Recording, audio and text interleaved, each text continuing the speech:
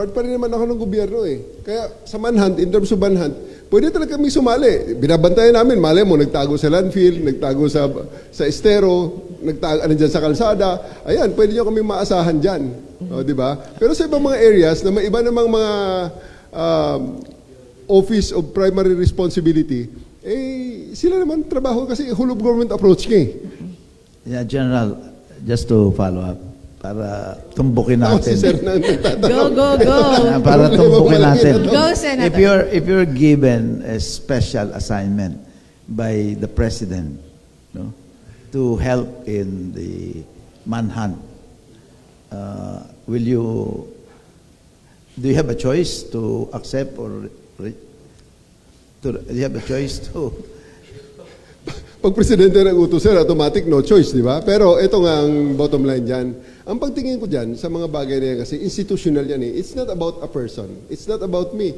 It's not about Senator Bato. It is about a process. It is about a system. It is about a law. And it is about a job na desisyonan mo na lang, personally, kung ikaw ang inutusan, whether you do it or not. Kasi maliwanag naman, ito na, naglabasa na ang mga desisyon ng mga abogado na talagang overwhelmingly, at saka yung mga otoridad na mismo nagsasabi, legal ang warrant, pwede nyo i-implement yan, at yan ay sa tingin ko, we have to respect the process, let the systems work, because police sa law enforcement, hindi po pwedeng mamili ka kung